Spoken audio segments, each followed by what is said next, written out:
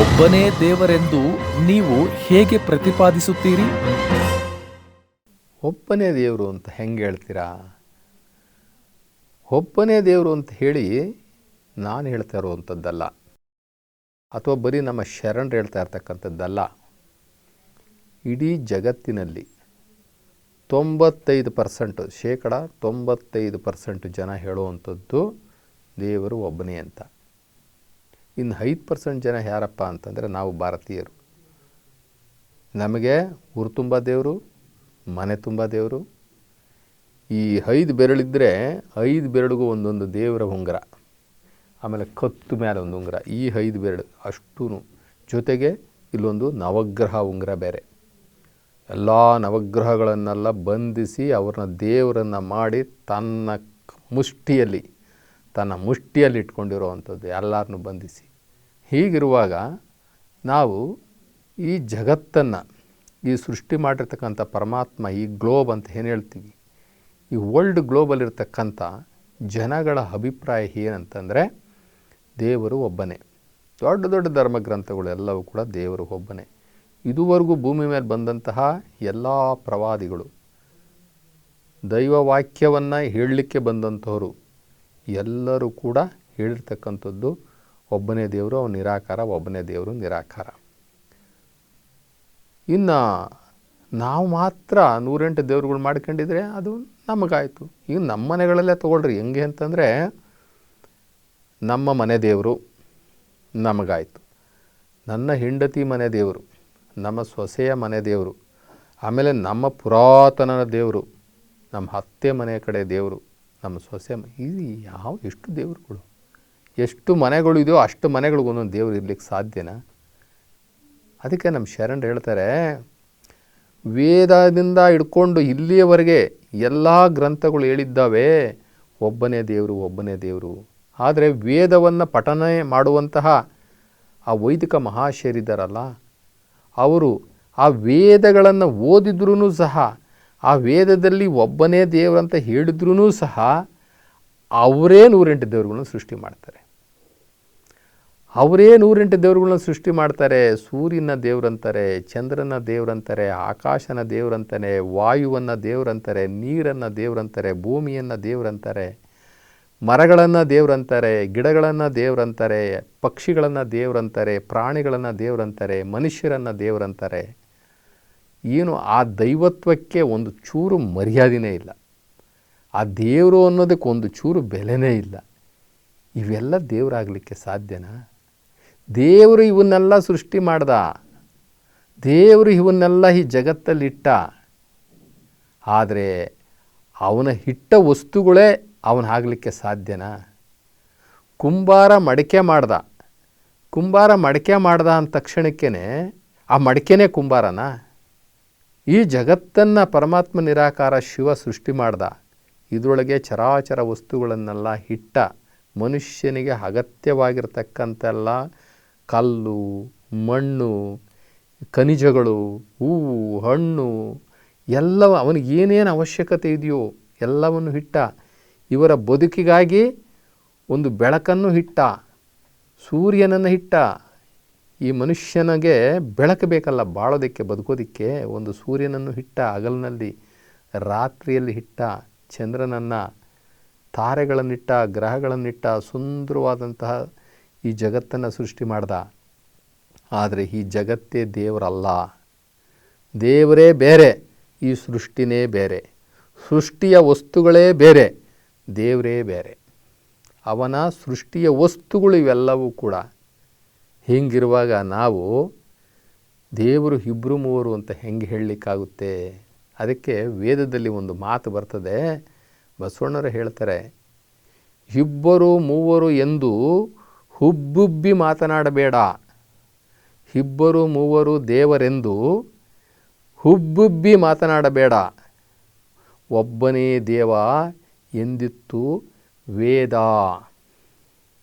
ಇವತ್ತು ನಾವು 4 ವೇದಗಳು ಬರ್ತವೆ, ಋಗ್ವೇದ, ಸಾಮವೇದ, ಅಥರ್ವಣ ವೇದ, ಇನ್ನೊಂದು ಯಾವುದೋ ಒಂದು ವೇದ ಬರ್ತದೆ. ಆ 4 ವೇದಗಳಲ್ಲೂ ಸಹ ಹೇಳಿರ್ತಕ್ಕಂಥದ್ದು ದೇವರು ಒಬ್ಬನೇ, ಅವನು ನಿರಾಕಾರ ಪರಮಾತ್ಮ ಶಿವ ಅಂತ. ಆದರೆ ನಮ್ಮ ವೈದಿಕರ ಕೈಗೆ ವೇದಗಳು ಸಿಕ್ಕಿದ ಮೇಲೆ ಅವರು ಅದರೊಳಗೆಲ್ಲ ಮಸಾಲೆ ಹಾಕಿ ಇವ್ರಿಗೆ ಹೆಂಗೆ ಬೇಕೋ ಹಂಗೆ ತಿರುಚಿ ಇರೋ ದೇವ್ರುಗಳ್ನೆಲ್ಲ ತಗೊಂಡೋಗಿ ಅದರೊಳಗೆ ತುಂಬಿಟ್ಟು ಯಾರ ಕೈಗೂ ಸಿಕ್ಕದಂಗೆ ಆ ವೇದಗಳನ್ನು ಅವ್ರು ಸ್ವತ್ತು ಮಾಡ್ಕೊಂಬಿಟ್ರು. ಯಾಕಂದರೆ ತೆಗೆದು ಇದು ಸರಿ ಇಲ್ಲ, ಇದು ನೀನು ಸೇರಿಸಿದ್ಯಾ, ತಿದ್ದಿದ್ಯಾ, ಇಲ್ಲಿ ಹೊಡೆದಾಕಿದ್ಯಾ, ಇಲ್ಲಿ ನಿನ್ನ ಸ್ವಂತ ಅಭಿಪ್ರಾಯ ಸೇರಿಸೋದಕ್ಕೆ ನಮಗೆ ಆ ಭಾಷೆನೇ ಗೊತ್ತಿಲ್ಲ. ನಮ್ಮ ಕೈಗೆ ಯಾರಿಗೂ ಸಿಕ್ಕಲೇ ಇಲ್ಲ. ಆ ಸಂಸ್ಕೃತ ಭಾಷೆ ಯಾರಿಗೂ ಕಲೀಲಿಕ್ಕೆ ಅವಕಾಶವೂ ಕೊಡಲಿಲ್ಲ. ಹೀಗೆ ಎಲ್ಲವೂ ಕೂಡ ಯಾರೋ ಒಬ್ಬರ ಸ್ವಾರ್ಥಕ್ಕೆ ಸಿಲುಕಿ ಆ ದೊಡ್ಡ ದೊಡ್ಡ ಗ್ರಂಥಗಳೇನಿತ್ತು, ಆ ಪರಮಾತ್ಮ ಕೊಟ್ಟಂತಹ ವೇದಗಳು ಅವೆಲ್ಲ ಕೂಡ ಪರಮಾತ್ಮನೇ ಕೊಟ್ಟಿರ್ತಕ್ಕಂಥದ್ದು. ವೇದ, ಉಪನಿಷತ್ತು, ಆಗಮಗಳು ಇವೆಲ್ಲವೂ ಕೂಡ, ಪುರಾಣಗಳಂತೂ ಬಿಡ್ರಿ, ಪುರಾಣಗಳು ಇವರು ಚೇಷ್ಟೆಗಳಿಗೆ ಬರೆದಿರ್ತಕ್ಕಂಥದ್ದು. ಪುರಾಣಗಳಲ್ಲಿ ಬರ್ತಕ್ಕಂಥದ್ದು ಒಂದೂ ಸತ್ಯ ಅಲ್ಲ, ಅವೆಲ್ಲ ಕಟ್ಟುಕತೆಗಳು.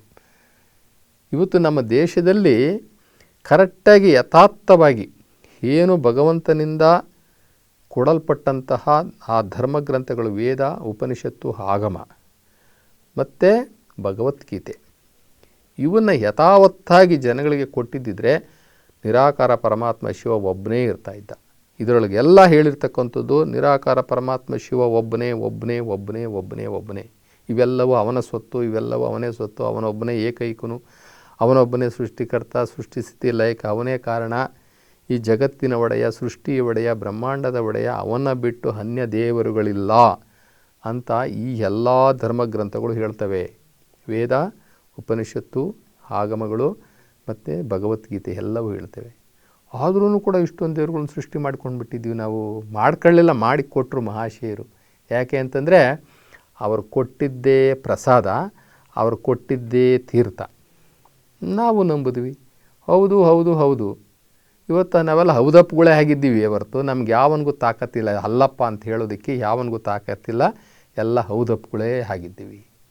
ಹೀಗಾಗಿ ನಮ್ಮ ಶರಣರು ಹೇಳ್ತಾರೆ, ಇಬ್ಬರು ಮೂವರು ಎಂದು ಹುಬ್ಬಿಬ್ಬಿ ಮಾತನಾಡಬೇಡ, ಒಬ್ಬನೇ ದೇವ ಎಂದಿತ್ತು ವೇದ. ಆ ವೇದಗಳು ಹೇಳ್ತವೆ ಒಬ್ಬನೇ ದೇವರು, ಒಬ್ಬನೇ ದೇವರು, ಒಬ್ಬನೇ ದೇವರು ಅಂತ. ನಾನು ಸಹ ಋಗ್ವೇದದ ಕೆಲವು ಸಾಲುಗಳನ್ನು ಸ್ವಲ್ಪ ಓದ್ಕೊಂಡಿದ್ದೀನಿ, ಭಗವದ್ಗೀತೆನೂ ಸ್ವಲ್ಪ ಓದ್ಕೊಂಡಿದ್ದೀನಿ. ಎಲ್ಲಲ್ಲೂ ಕೂಡ ನಾನು ನೋಡಿದಂಗೆ ಎಲ್ಲೂ ಕೂಡ ಬಹುದೇವ ಆರಾಧನೆ, ಬಹುದೇವ ಹೆಸರುಗಳು ಇಲ್ಲವೇ ಇಲ್ಲ. ಒಬ್ಬನೇ ನಿರಾಕಾರ ಪರಮಾತ್ಮ ಶಿವ ಅಂತ ಹೇಳ್ತದೆ ಹೊರತು ಇನ್ನೊಂದು ದೇವರ ಹೆಸರು ಎಲ್ಲೂ ಕೂಡ ಹೇಳೋದಿಲ್ಲ.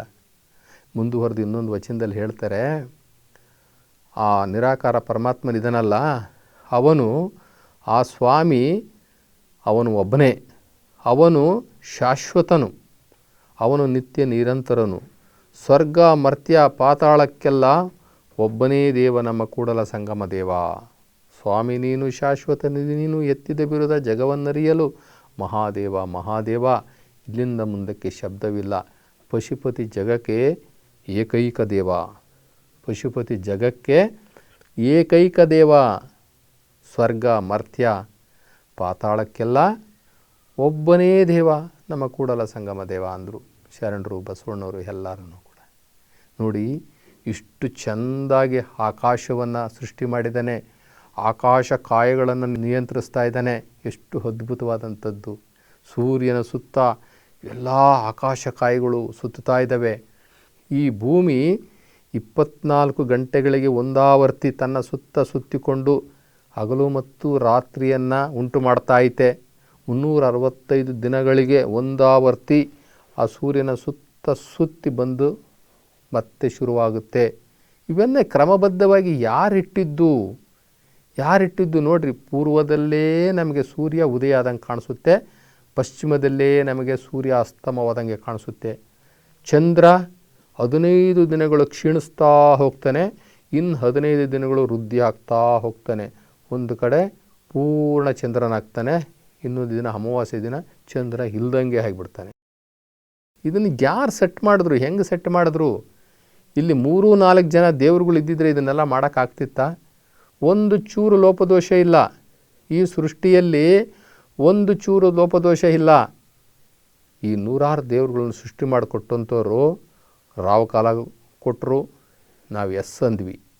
ಗುಳಿಗೆ ಕಾಲ ಕೊಟ್ಟರು, ನಾವು ಎಸ್ ಅಂದ್ವಿ. ಯಮಗಂಡ ಕಾಲವನ್ನು ಕೊಟ್ಟರು, ನಾವು ಎಸ್ ಅಂದ್ವಿ. ಆಷಾಢವನ್ನು ಕೊಟ್ಟರು, ನಾವು ಎಸ್ ಅಂದ್ವಿ. ನೋಡಪ್ಪ ಇಂಥ ದಿನ ನೀನು ಮಂಗಳವಾರ ಏನೂ ಕೆಲಸ ಮಾಡಬೇಡ ಅಂದರು. ಎಸ್ ಅಂತಂದ್ವಿ. ನಾವು ಎಸ್ ಅಪ್ಗಳು ಹೌದಪ್ಗಳು. ಆದರೆ ಪರಮಾತ್ಮ ನಿರಾಕಾರ ಶಿವ ಎಲ್ಲವನ್ನೂ ಸುಂದರವಾಗಿ ಲೋಪ ಇಲ್ಲದೆ ವ್ಯವಸ್ಥಿತವಾಗಿ ಬಹಳ ಚೆಂದಾಗಿ ಸೃಷ್ಟಿ ಮಾಡಿರ್ತಕ್ಕಂಥ ಈ ಸೃಷ್ಟಿಯಲ್ಲಿ ನಾವು ಲೋಪದೋಷಗಳನ್ನು ಹುಡುಕುವಷ್ಟು ನಾವು ಬುದ್ಧಿವಂತರ. ನಾವು ಲೆಕ್ಕ ಹಾಕೋಬೇಕು, ನಾವು ವಿಚಾರ ಮಾಡಬೇಕು ಇದನ್ನು. ಈ ಸೃಷ್ಟಿಯಲ್ಲಿ ನಾವು ಏನನ್ನೂ ಮಾಡೋಕ್ಕಾಗದೇ ಇರತಕ್ಕಂಥವ್ರು ನಾವು.